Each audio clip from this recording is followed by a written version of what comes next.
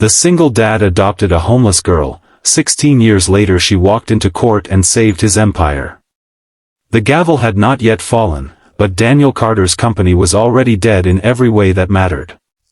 He sat at the defense table with his hands folded so tightly his knuckles had gone white, staring at a stack of documents that spelled the end of everything he had built from nothing. Across the aisle, the men who had once smiled at his charity dinners now would not even look at him. 16 years of sacrifice, of sleepless nights, of building an empire brick by brick, were about to be erased in a single afternoon. And then the courtroom doors opened, and the woman he had raised as his own daughter walked in like she owned the very air of the room. If stories like this move something in you, if you believe that kindness always finds its way back to the person who gave it, then this is exactly the kind of channel you have been looking for. Hit like on this video, drop a comment telling us where you are watching from, share it with someone who needs a little hope today, and subscribe to Kindness Corner so you never miss the next story that reminds you why compassion still matters in this world.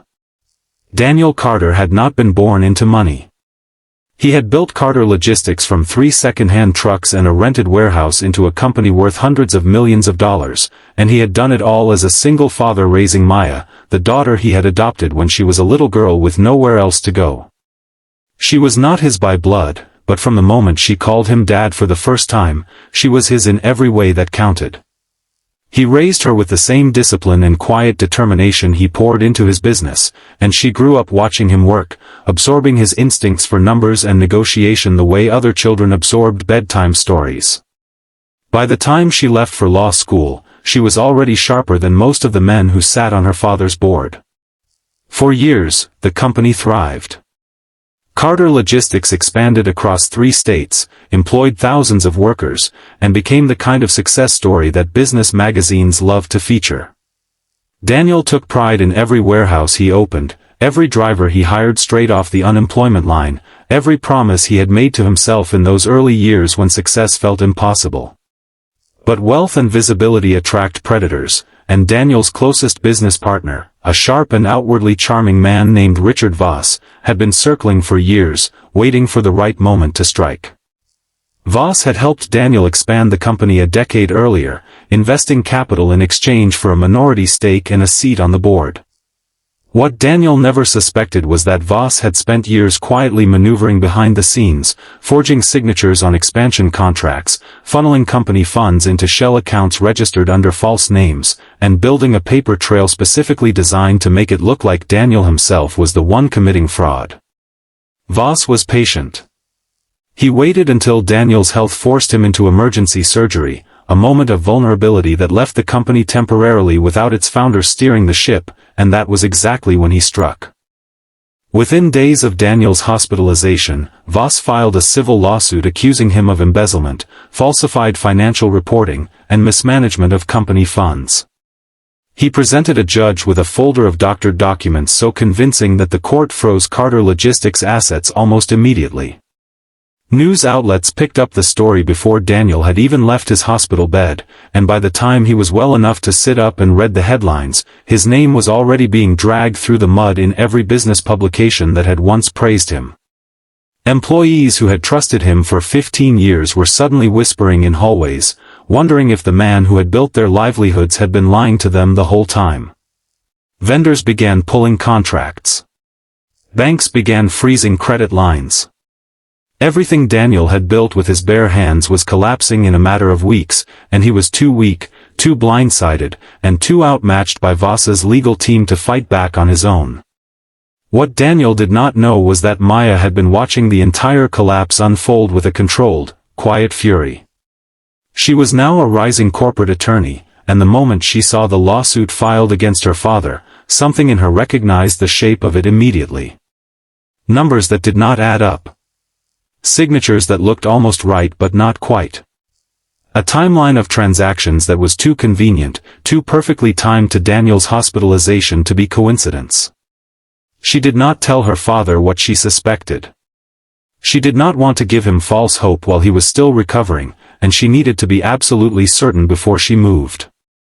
So for 3 weeks, she worked in near silence, pulling banking records, cross-referencing signature patterns with forensic document examiners, and tracing the shell accounts back through a maze of shell companies until they led to a single name hidden behind all of it, Richard Voss. By the time the case reached its final hearing, Voss believed he had already won. His legal team was confident, his documents appeared airtight, and Daniel sat at the defense table with a court-appointed attorney who had barely had time to review the case. Daniel had resigned himself to losing everything.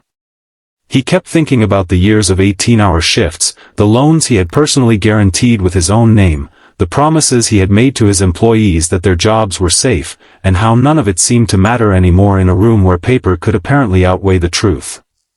Then the courtroom doors opened, and Maya walked in.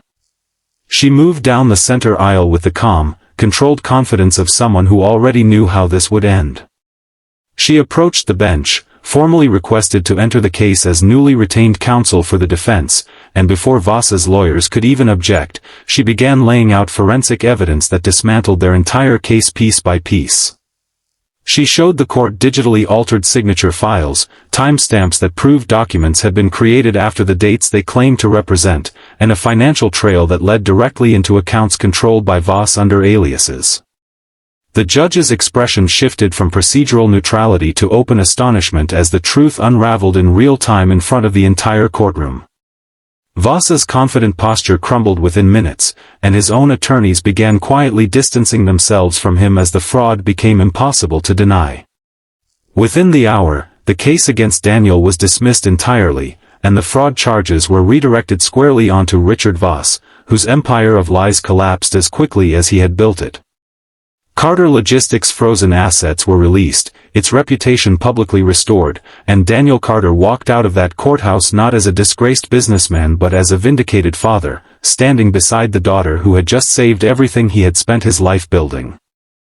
If this story touched something in you, if it reminded you that love given freely always finds its way back home, please take a moment to like this video and share it with someone who could use a little hope today. Your support means more than you know, and it helps this channel keep bringing these stories to people who need them. Before we go, we would love to hear from you. If you believe that the family we choose can be just as powerful as the family we are born into, type the word kindness in the comments below. Let's fill this space with proof that people still care. 16 years after Daniel Carter chose to raise a little girl as his own, that same love returned in full circle, in a courtroom, in the shape of the daughter he once saved, now saving him right back. Some debts of love, it turns out, are never truly finished being repaid.